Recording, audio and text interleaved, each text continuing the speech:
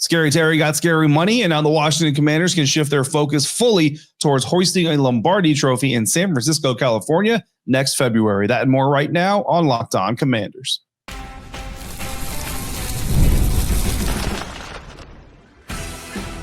You are Locked On Commanders, your daily podcast on the Washington Commanders. Part of the Locked On Podcast Network, your team every day.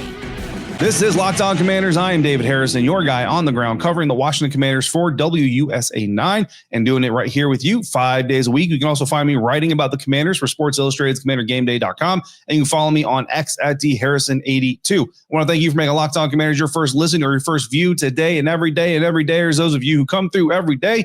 Special thank you goes out to you, especially today. If it's your first time here, thank you for coming through the program. Hopefully you like what you hear and you come back again soon. Coming up on today's episode, we're going to talk about the Terry McLaurin contract, the negotiations between he and the front office, specifically General Manager Adam Peters, what it means for the future. We're going to talk about the terms, whether we expected them, whether we didn't expect them. But we're going to start it all off with talking about what it really means. And it means Terry McLaurin returning to the football field. All of that on today's episode of Locked On Commanders, a proud part of the Locked On Podcast Network, your team every day. Today's episode is brought to you by FanDuel. Football season is around the corner. Visit the FanDuel app today and start planning your futures bets now. Futures bets might have gotten a little bit of a boost on Monday morning when you found out that Terry McLaurin has agreed to a 3-year contract extension with the Washington Commanders. The offense potential here is limitless, right? This is exactly what we'll be looking for all offseason. We've been looking for it all training camp, hoping to see it maybe a little bit in the preseason, but definitely, surely, at least by the time the regular season arrived, and that news happening on Monday, the Washington Commanders are locking up Terry McLaurin. It is a 3-year deal. Source confirms to me, to WUSA 9. And the other reports are that the deal is worth up to $96 million, so $32 million annual average value, and a $30 million signing bonus incorporated into that contract. We'll get deeper into some of the contract information here in just a little bit. But again, this is all about football, right? At the end of the day, what we're here for, what Locked On Commanders is here for, what you're here to hear and talk about is football. The new offensive trinity in Washington that this creates now has got to be sending shivers through defensive coordinators throughout the National Football League. You've got Jayden Daniels, the reigning NFL Offensive Rookie of the Year. I say reigning like he can win it again. Obviously, he can't because he's not a rookie, but he is the last Rookie of the Year on the offensive side of the ball for the National Football League. Arguably the best rookie campaign we've ever seen from an NFL quarterback, taking the Washington Commanders along with Terry McLaurin all the way to the NFC Championship game. They add Deebo Samuel here in the offseason, and Dan Quinn has talked all training camp long about silver linings. And if there has been a silver lining, it is the bond that Jayden Daniels and Deebo Samuel have been able to form. But you're seeing some of the benefits from Jayden Daniels' experience last year with Terry McLaurin, even in that bond. Because you go back to last training camp, you go back to even the beginning of last regular season, it took a little bit for Jayden and Terry to really get synced up, to really get on the same page, to where you can end up having some of those big touchdown catches, some of those big plays like we first started seeing against the Cincinnati Bengals in week 3 on that amazing Monday night victory.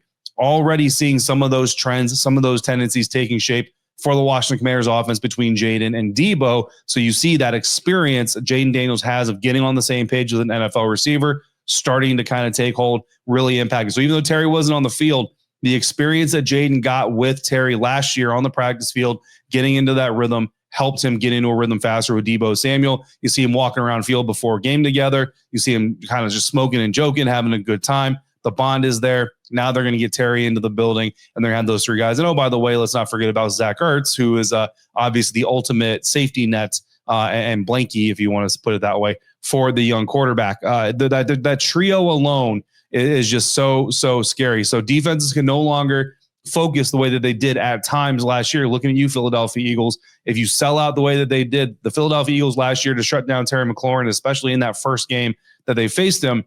Remember, they dedicated 3 defenders. They literally put, I called it the Bermuda Triangle of coverage around Terry McLaurin to make sure that nothing was open underneath, nothing was open over the top inside, nothing was open over the top on the outside. And they really just kind of kept Terry McLaurin in that triangle-shaped box to prevent him from getting out. Well, you do that now go ahead. Terry McLaurin may not get a single catch in the entire game, but Deebo Samuel is going to exploit the rest of that field.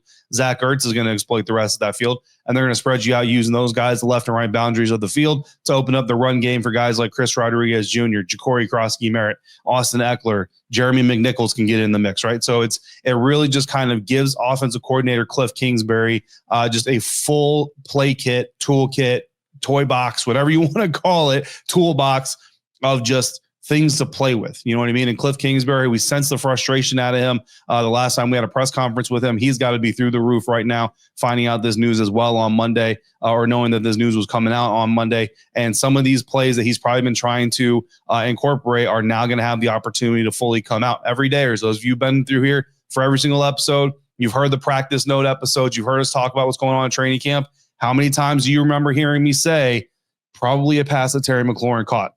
Might have been a drop, might have been a contested catch that the receiver just didn't come down with, whatever it was. There are several times over the course of training camp where I dropped the little asterisk of a nugget saying 17 probably catches that ball. Well, I'm here to tell you, I said it on the show less than I said it in my notes. The reason I didn't say it on the show is many times I said it on my notes is because that would have got pretty old pretty fast, right? You don't want to hear me say every single time we talk about Jayden Daniels' pass that gets dropped or falls incomplete because it was contested, that Terry McLaurin probably would have caught it. You probably would have said, hey, guy, like, we get it. Nope, we want Terry back on the field. Move on to the next topic. So as many times as I said it, there are many more times that I didn't say it. That is what you're getting back on top of the rapport, on top of the acceleration of the offense, on top of opening up other things for other people.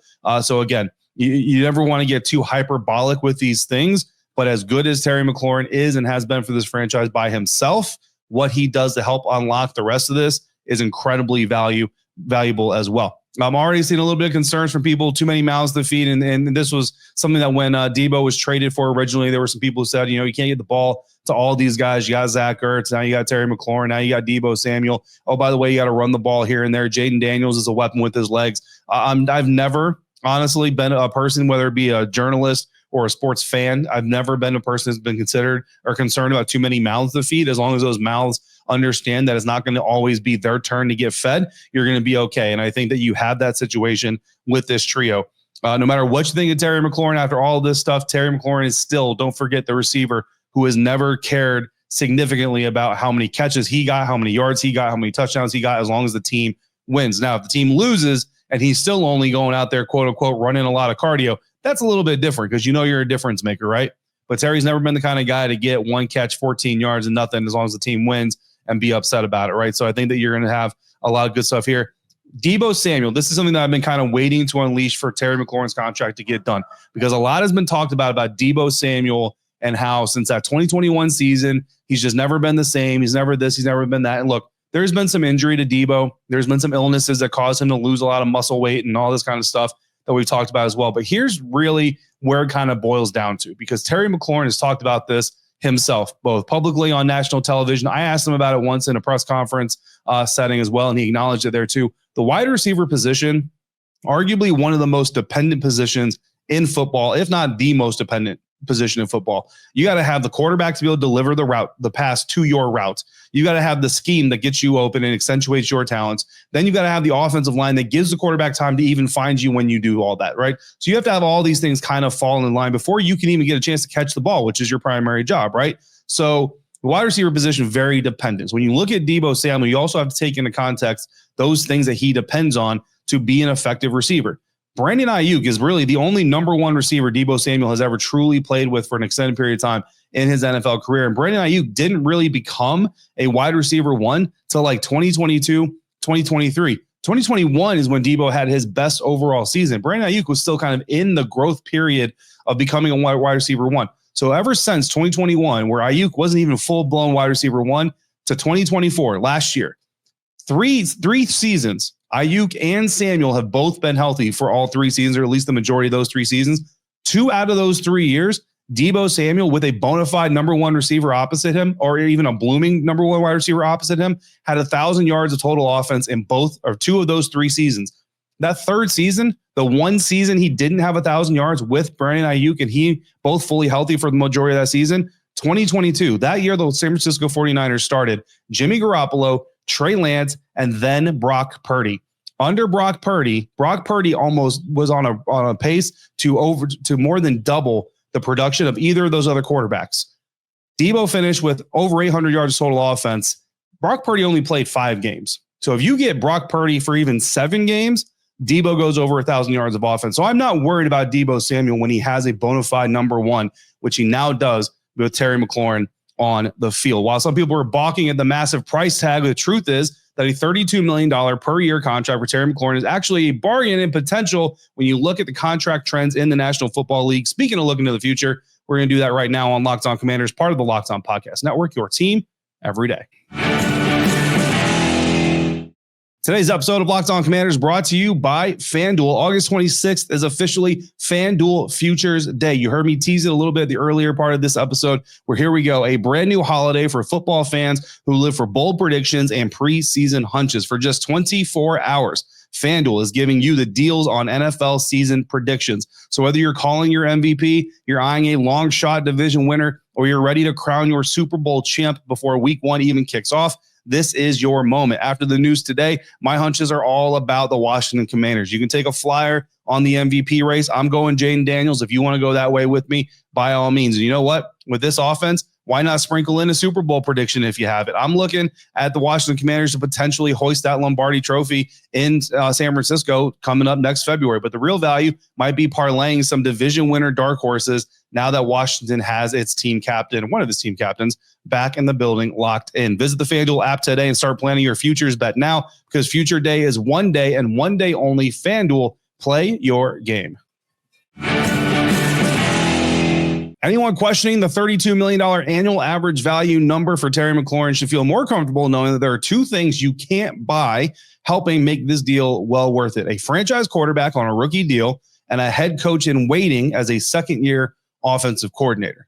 All right, the second one you can kind of buy, but the Washington Commanders didn't have to buy it, right? We have an important request before we get to that information, or before we get to that part of the conversation. Locked On wants to hear from you. We put together a survey to learn more about our listeners and to make your favorite podcast even better. This is your chance to tell us what you like, what you don't like, and answer questions about our advertising. So go to lockedonpodcast.com/survey to get started. Everyone who completes the survey will be entered for a chance to win one of 10 $100 Amazon gift cards. Again, that's lockedonpodcast.com/survey. You can also find the link in the show notes. Thank you for helping us out. So let's get to the numbers here a little bit. Insider Seth came through with a question, asked, did you expect him to get to $32 million a year? I can't say I did. So annual average value of Terry McLaurin's new extension, 3 years, $92 million. That's $32 million per year annual average value. It doesn't mean that he's getting $32 million each of the next 3 years. What it means is that on average, right, annual average value, on average, that's about what he's going to make. However, $30 million of this, reportedly, not confirmed yet, is signing bonus, which means of the 92, $30 million is signing bonus, $62 million is potential earnings. Some of that will be guaranteed salary. Some of that, a lot of it, is going to be incentives. The $30 million, that is going to go against the salary cap evenly spread through the life of the extension. Now, the extension right now reads 3 years, so that would be $10 million against the salary cap each of the next 3 years for Terry McLaurin's bonus alone. That's before you get to guaranteed salary. However, we've talked about this before in previous episodes, void years. If you don't fully understand void years, we can't really dive into it fully right now, but basically, let's just put it this way. The Washington Commanders have potentially added 1 or 2 void years to this extension. So if they've added 1 year, then that bonus gets split 4 ways. So it's $30 million divided by 4. That's how much of the bonus counts towards the salary cap every year from now through the life of the contract. If it's if there's a 5th void year, 2 void years, then it's 30 divided by 5. That's how much of the bonus will count against the salary cap each year moving forward. That's kind of the rough basics of void year calculations. The same thing can go with some of the guaranteed salary, right? So anywhere from $6 to $10 million in salary cap space per year for the next 3 years is going to go to signing bonus. The rest of that is going to be incentive based. The rest of that is going to be guarantees. It's hard for me to say whether I expected $32 million a year. If you go back to the beginning of this conversation, reading the tea leaves, reading the market, I told you all I expected $32.5 million per year to be Terry's floor. That's $500,000 more than A.J. Brown, puts Terry firmly in the top 5 of annual average value. That's where I felt like he'd probably like to go. Reports came out later that he wanted more than DK Metcalf, which was over $33 million. So, look, if he was asking for, say, $34 million, and the Commanders were offering $28 million, basically let's split the difference. Let's meet at $32 million.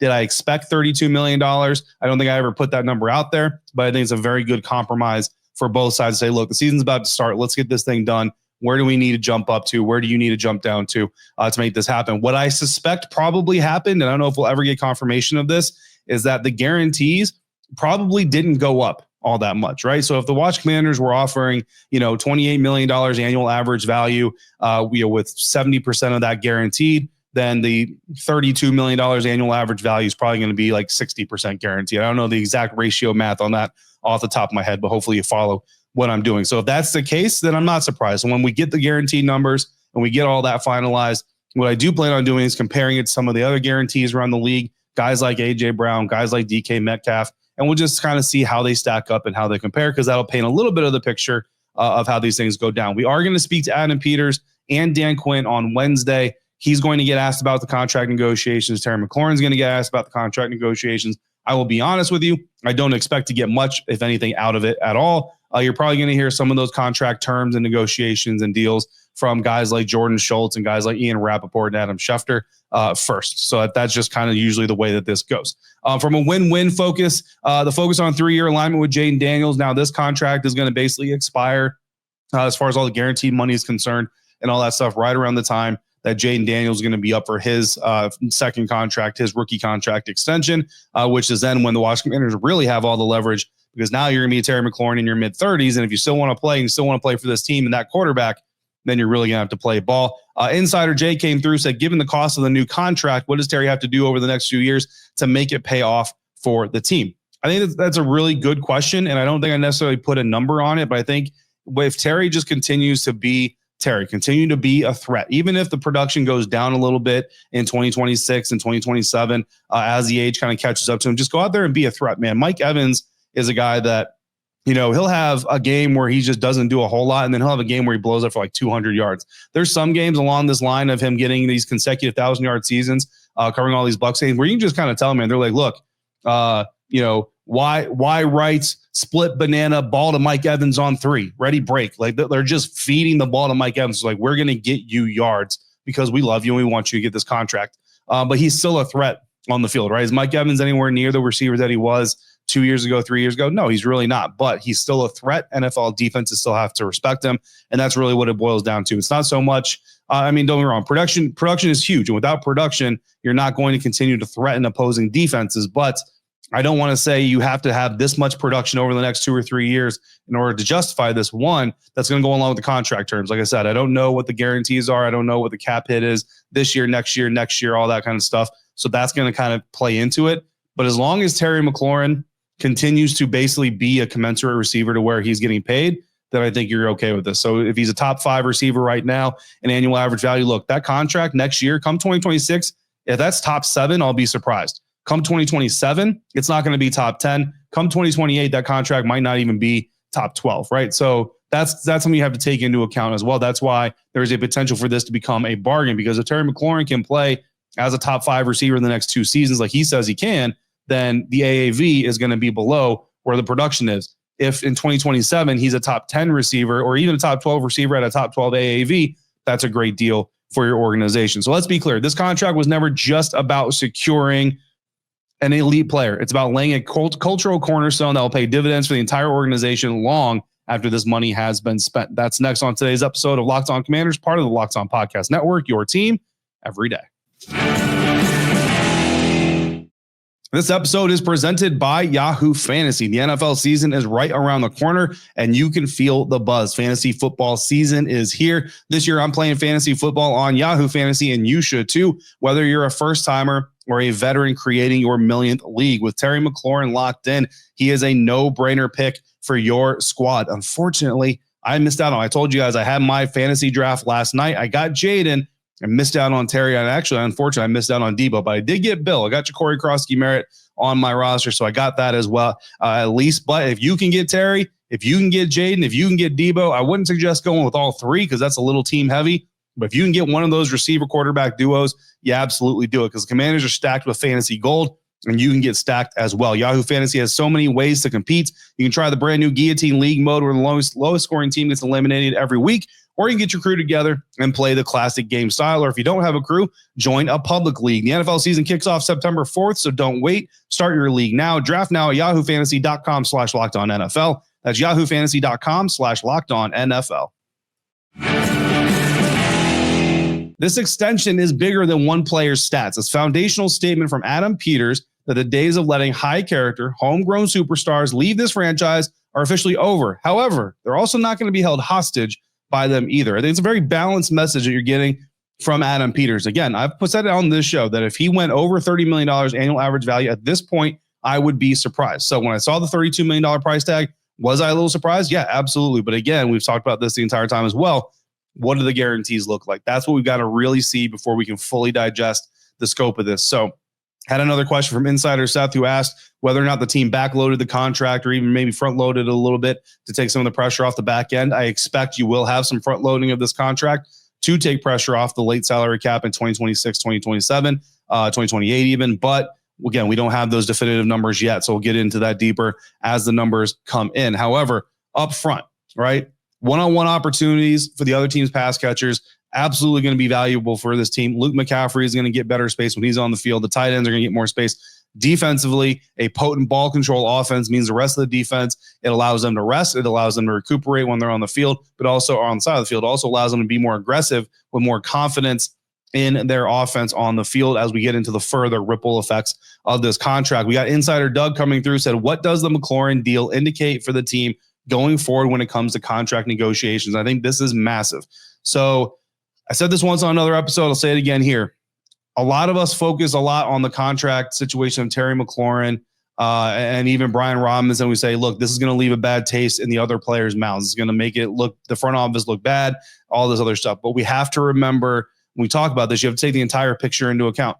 The amount of veteran free agents that have come through here and signed contracts with this team in the last 2 years. The people who have re-signed, Sam Cosmi, very happy with his deal. Jeremy Reeves, very happy with his deal. Percy Butler, very happy with his deal. Now, they're not the superstar caliber player that Terry McLaurin is, right? Jeremy Reeves, very popular superstar local player, nationally, not seen on the same level. However, Bobby Wagner, he is. And not only has he signed with Adam Peters once, he signed with Adam Peters twice, and he brokered his own deal. And don't forget, Bobby Wagner was on the sideline, game 3 of the preseason, Baltimore Ravens, talked to Terry McLaurin for the entire first half of the game. And I told you guys on the episode that I was watching him, or on the short, I was watching him, did not look like it was just a chummy, hey buddy, let's talk ball type of conversation. It was a very serious, intentful conversation between two veterans who have kind of been down these paths before. We had an insider come through, said they were sitting pretty much feet away from Bobby Wagner and Terry McLaurin. Couldn't hear what they were saying, but agreed that was not a chummy conversation. That was definitely a very intentful conversation that Bobby Wagner and Terry McLaurin were having. How much of an impact that made, I can't tell you, but here we are just days later, and Terry McLaurin is signing. In fact, on Get Up on ESPN in the morning, Adam Schefter was on Get Up and was asked, where are we with Terry McLaurin? And he said, honestly, we haven't made any progress. And then literally half an hour later, we've got a deal. So these things move fast. They happen fast. They move fast. Players understand it. Players get it. At the end of the day, I don't think there's any love lost between the locker room and Adam Peters and all this stuff. Everybody just kind of understands what it is they're getting to when they're getting into it. Insider Michael, last question we're going to answer here for this episode. That contract puts Terry in contention for all-time franchise receiving stats. Yeah, it does. What, if anything, does this impact? Perceptions, motivation, etc. Terry McLaurin, 5th in franchise history in catches, 6th in receiving yards, 8th in receiving touchdowns. He is going to be minimum top 5 in all 3 of those categories. Already top 5 in 1. He's going to be top 3 in at least 2 of those 3 categories, I predict, by the time this contract is done. Pretty much cements his status as a legend. That's kind of what we've talked about as well on the program, is does Terry McLaurin want to cement his legacy, or does he want to get the most money possible? Looks like he took a little bit of both, got a little bit more money than the team probably wanted to give him, but he got to cement his legacy in the process. That's what compromise is all about, so you'll love to see it. As far as perception is concerned, look, that's up to the individual person. I cannot tell you, as a Terry McLaurin fan, how to feel. What I can tell you is whatever your feeling is, roll with it. There's no shame in any of these feelings. Look, we've got insiders that I can tell you, I'm not going to tell you who they are because that's not anybody's business but ours, or but like between, me and the insider. I've got insiders who are like, look, I'm not liking Terry right now. Look, this is dimming the light on Terry for me right now. All this other stuff, right? Totally got that emotion during the cause of it. As soon as this news broke out, some of those same insiders, let's go Terry. Oh yeah, celebratory text message, all this stuff. There's no shame in that. There's absolutely no hatred coming from me about that to anybody. So if you have been sitting on the sideline saying, look, this, like, Terry's image, in my opinion, is faded right now and all this other stuff, and now that the news is broken, you're just through the roof and you don't care anymore, do it up. I'm not going to tell you how to react to this thing. I would say right now, I've been telling other media members, like right now, you hear a lot of the fan groaning before the deal got done. When Terry McLaurin runs on the field week 1, you don't think Northwest Stadium is just going to be just through the roof, like lit? Like, that's going to be one lit environment. I'll tell you that right now. And I don't have any hate for any fan steering into that or anything else. I'm just going to tell you that right now. Whatever your emotions are about the deal, have those emotions. As far as motivation is concerned, never had a concern about Terry McLaurin's motivation for anything that we have felt, said, thought, ideated. I don't know what the word is about Terry McLaurin in this whole situation. One thing that has never, ever faded from confidence: Terry McLaurin remains one of the, if not the most motivated people on this team. And now he's got his deal. Jayden Daniels has his receiver. And we can move forward, guys. Lombardi season is about to get started. We are going to hear from Terry McLaurin either Tuesday or Wednesday as expected. We're going to hear from general manager Adam Peters and head coach Dan Quinn on Wednesday.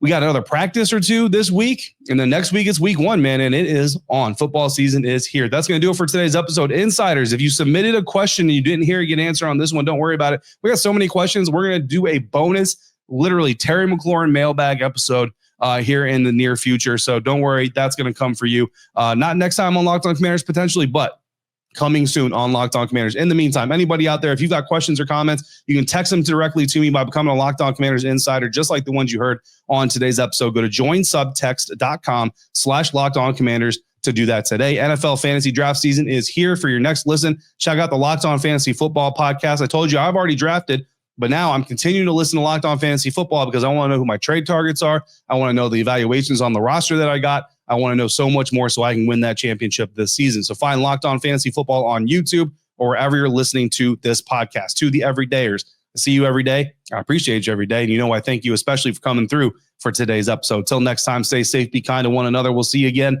real soon right here on Locked On Commanders, part of the Locked On Podcast Network, your team every day.